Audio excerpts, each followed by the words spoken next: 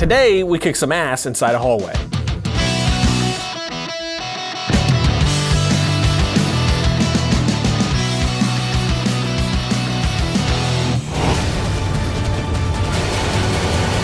Welcome to Film Writer, so it takes mystery out of the effects and techniques, going some of your favorite Hollywood films. I'm your host, Ryan Conley, and today we hit week 3 of our action series. And like I've told you every week, make sure you're checking out our full episodes on DJI's channel right here. We have a bunch of stuff there that you're not going to see on our channel. And if you have not watched the hallway scene, we're about to talk about it. So either go here or here.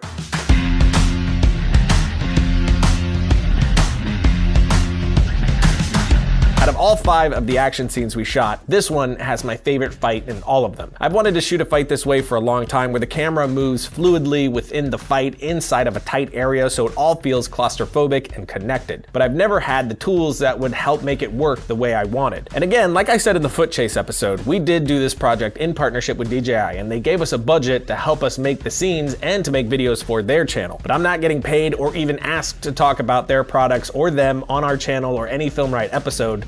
These are all just my honest opinions.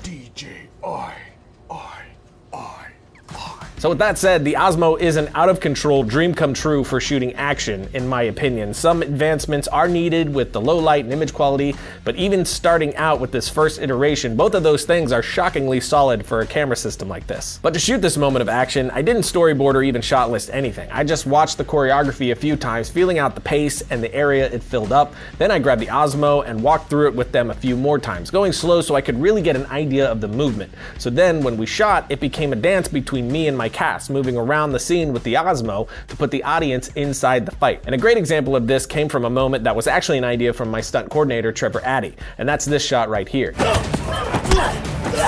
We followed the arm around until she kicks it, then we move past into her kicking the second guard. It's moments like this that add that dynamic feel to the fight, and most importantly, added that experience of being inside of it. Another big consideration for me were the reveals in this scene, because I wanted it to feel like we were inside the fight, and from her perspective, all of the shots were designed to be an extension of her experience of this moment. So we often don't see the danger until it is time to react to it. So she needs the guard here, then we get a glimpse of the guard running up behind her, then we spin around the wall to reveal him only when she sees him. Then we don't see the second guard until he's coming in while swinging at her at the same time that she sees him.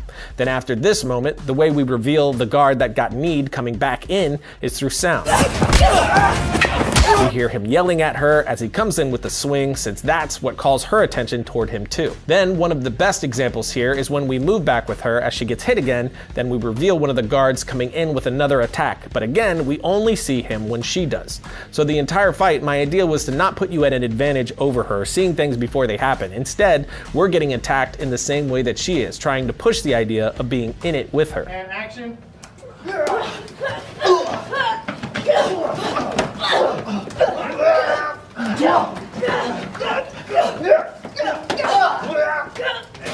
Then we have the 180-degree rule, which first of all, I've said it a few times before, in my opinion, there are no definitive rules in filmmaking except entertain your audience. That's it. All the other rules, like the rule of third, the 180-degree rule, the ideas of composition, 3-act structure, and so on, are all templates that are nice to have so you can build on them, but if you understand them, you can break them like crazy. Nothing drives me more insane than when someone complains about the 180 being broken when it doesn't really matter. The main reason for this rule, which really should just be called a suggestion, is to keep your audience oriented to the scene so that they know where everything is in relation to each other and where characters are looking. It is a logical rule that is a must to understand, and one that I often stick to, but it can be broken like crazy and really have no bad effect.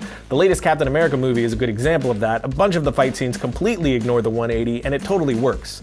Again, it's an important rule to understand, but one that you can break if you know what you're doing. All that to say, I did try to stick to the rule in this scene. For how much was going on and in the type of space that we were in with the plain walls and all, I felt it was important to guide the audience through the space so that they always knew where we were facing and who was coming at our hero.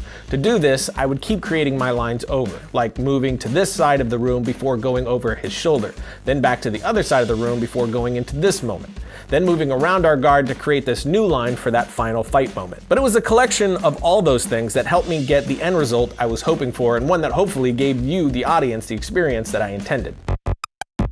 Pond5 membership plan is an incredibly helpful tool in the Creators Toolkit. Pond5 members get a monthly allotment of downloads to their special memberships collection, featuring a selection of hand-picked rich media files for virtually any type of creative video or film project, whether they're passion projects or commercial works. Pro membership plans have 5 HD video downloads a month from their unique membership collection. Premium membership plans get you 10 downloads a month from a more enhanced membership collection that includes HD plus 4K video, music, tracks, sound effects, and images, and every plan gets a lifetime 10% discount off of everything outside of the membership collection. Membership plans start at just $99 a month with varying membership prices and plans suited to your creative needs. And film writers can buy any membership plan, pro or premium, at 30% off just by going to this link or clicking the one in the notes below.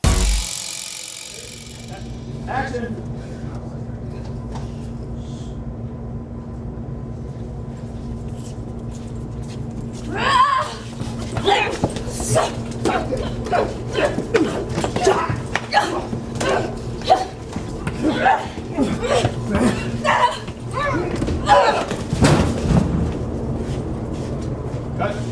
For the second fight scene, which was between Aisha and Lloyd Bateman, I wanted it to feel more like we were experiencing it all through Josh's character's point of view. So every shot is representing how he is experiencing the moment, feeling trapped and at the mercy of the outcome, honing in on the sounds inside the room, and so on. It was a much different feel than the first fight, but my thought process was all the same, which again goes to the whys of each decision like we've been talking about. Talent coming through. Then of course there was the stunt, which was just all Lloyd launching himself into a friggin' wall like a total boss. 3, 2, 1, action!